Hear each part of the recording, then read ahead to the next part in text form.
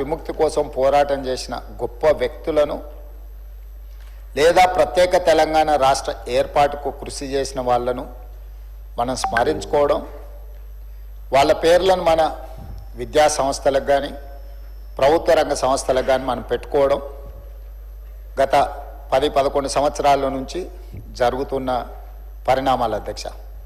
అందులో భాగంగానే కొన్ని అంశాలను తమ ద్వారా కొన్ని వర్గాలకు అపోహలు కల్పించే ప్రయత్నం కొంతమంది చేస్తున్నారు. వాళ్ళు సభలో సభ్యులు కాదు కాబట్టి నేను వాళ్ళ పేర్లు తీసుకోదలుచుకోలేదు. కాకపోతే కేంద్ర ప్రభుత్వంలో బాధ్యతాయుతమైన బాధ్యత నిర్వహిస్తున్న వాళ్ళు కూడా ఈ రకంగా మాట్లాడడం అనేది తెలంగాణ సమాజానికి మంచిది కాదు. అందుకే ఆంధ్రప్రదేశ్ విభజన తర్వాత ఆంధ్రప్రదేశ్ భౌగోళిక ప్రాంతంలో ఉన్న విశ్వవిద్యాలయాలు ఆంధ్రప్రదేశ్కు, తెలంగాణ భౌగోళిక ప్రాంతంలో ఉన్న విశ్వవిద్యాలయాలు తెలంగాణకు వచ్చాయి. ఈ ప్రక్రియలో భాగంగానే యూనివర్సిటీ విశ్వవిద్యాలయాలకు కొత్త నామకరణాలు చేసుకోవడం జరిగింది.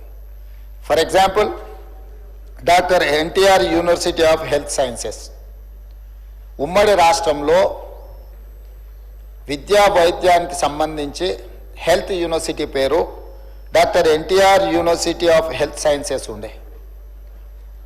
ఆటోమేటిక్గా ఆంధ్రప్రదేశ్ ప్రభుత్వంలో ఏర్పడ్డ ఈ హెల్త్ యూనివర్సిటీ, ఎన్టీఆర్ పేరున్న యూనివర్సిటీ ఆంధ్రప్రదేశ్కి వెళ్ళింది.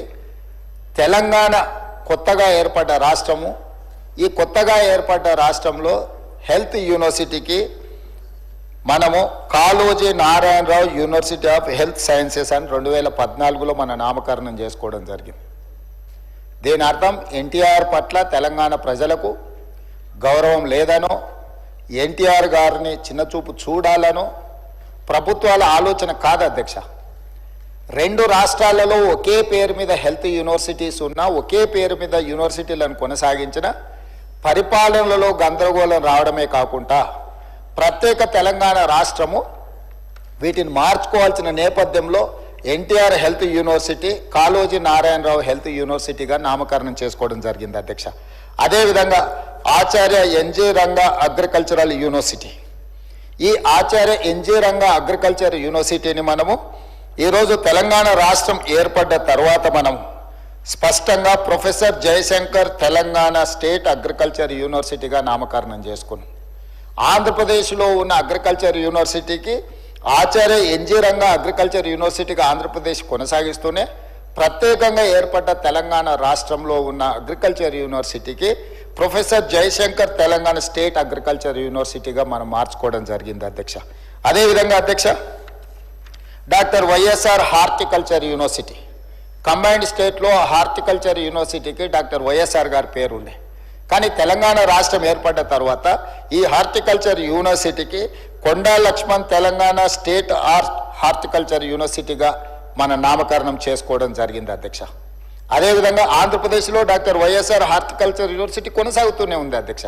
ఈ యూనివర్సిటీలన్నీ కూడా ఉమ్మడి రాష్ట్రంలో ఆంధ్రప్రదేశ్ పేరు మీద ఉన్న రాష్ట్రంలో ఏర్పడ్డ యూనివర్సిటీలు, కొత్తగా ఏర్పడ్డ తెలంగాణ రాష్ట్రంలో ఈ యూనివర్సిటీల నామకరణం మనం మార్చుకోవడం జరిగింది.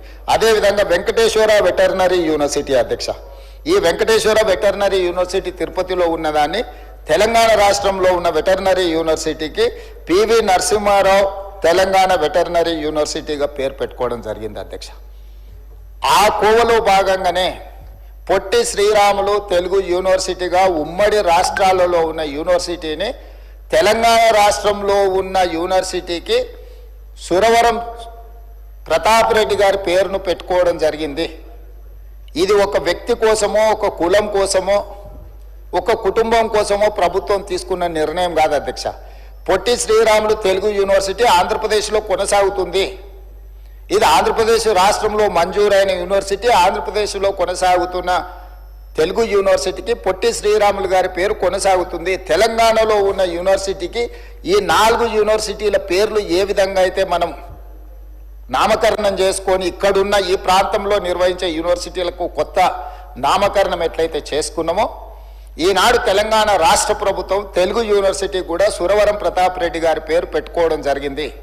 సురవరం ప్రతాప్ రెడ్డి గారి సేవల పట్ల, వారు తెలంగాణ రాష్ట్రానికి సాయుధ రైతాంగ పోరాటానికి లేకపోతే నిజాంలకు వ్యతిరేకంగా వారు ఆనాడు గొప్ప కవులను తెలంగాణ ప్రాంతానికి అసలు భాషనే లేదు అన్న సందర్భంలో 354 మంది